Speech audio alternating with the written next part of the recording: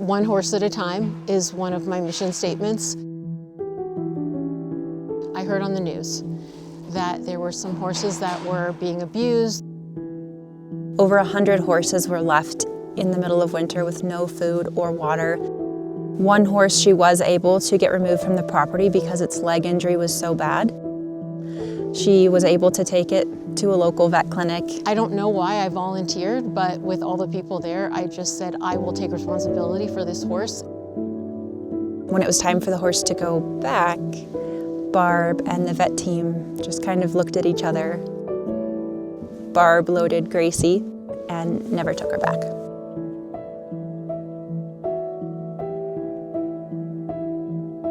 She hid her for several months during the case. She had law enforcement looking for her constantly. They finally did catch up with me. I tried to avoid them, but they finally found me. She told them that they could take her to jail, but she would never let that horse go back to those people.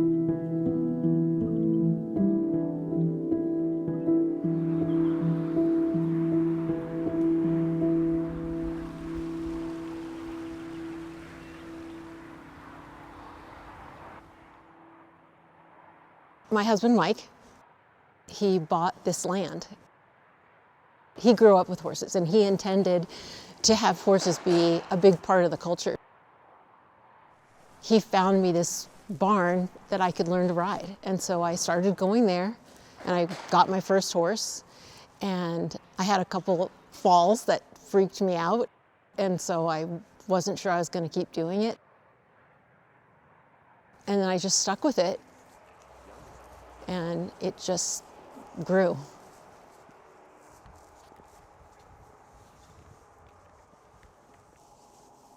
This is Gracie. She used to be uncatchable, not rideable, not friendly, but she's been able to overcome a lot of that. After I rescued Gracie, there was an auction for the rest of the horses. One of the horses that came out was in the worst condition. He has since passed away, but he was here for about 8 years. And in all of those 8 years, he never regained his trust. A lot of them come in with a lot of trauma, and so we just let them lead the way of when and what they're ready for.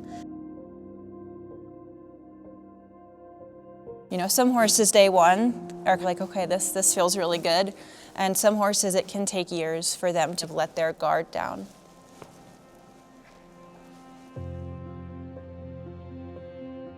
Over the years, myself and others have created a culture here within the equine department that really nurtures every single horse, regardless of their issues.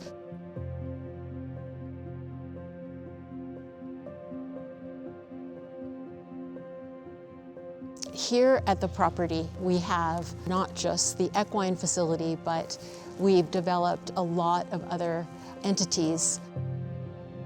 So the lodge being the biggest one that kind of drives everything else. When we first bought the property, my husband and I developed it, all of the infrastructure first, and we actually started the equine program first. We're a medical rehabilitation rescue, so we have our own on-staff veterinarian, 2 vet techs, and our own actual clinic that is filled with diagnostic and therapeutic tools.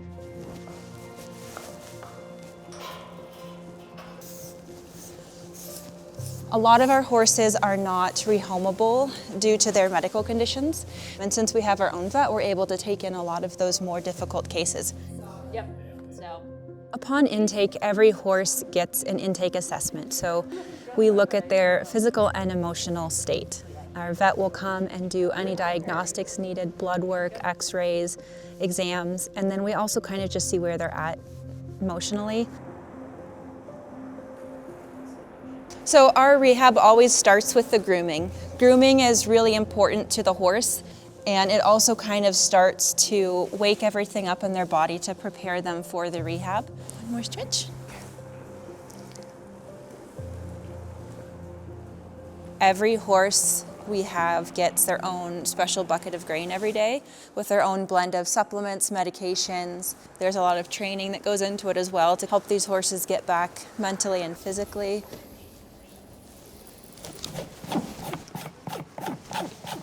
So yeah, this particular horse that we're dealing with here, Robin, when it came to us, it had a really nasty quarter crack right here. So yeah, that's kind of my job, is to come through and decide what we need to do and how we can best address the horse and for its soundness and comfort. I take my time with these horses because I know where they're coming from. These horses change quite a bit when they come here because they get personal attention from the staff here. That's what's so rewarding about this job and what I do at Gracie's, is seeing that progress. And so we're all working as a team to keep these horses and make them better.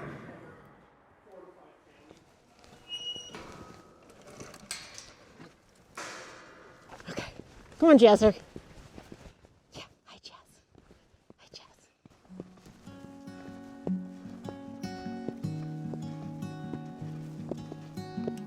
The Lucky 8, they just arrived here in December.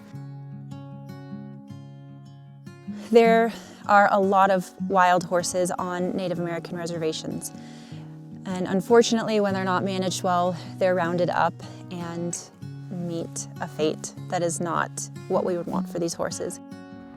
A lot of horses are sent to kill pens, and during the auction, they made a decision that these 50 babies were not going to go up to auction. They were going to direct ship to slaughter. And when I saw that, I said to my staff, we're going to get involved.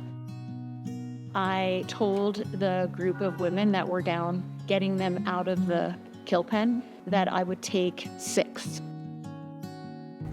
And then they convinced me to take 8. They had a rough life. You know, so you pull them out of these horrible situations, and it's so rewarding to see the good that comes with it.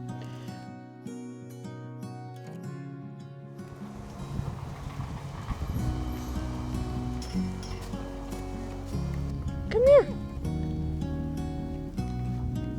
When I can have a horse that's not doing well, you know, physically, and then we get results, that's amazing. But probably at the top of the list is a horse that didn't trust you, and now all of a sudden is coming up to you and wanting your attention.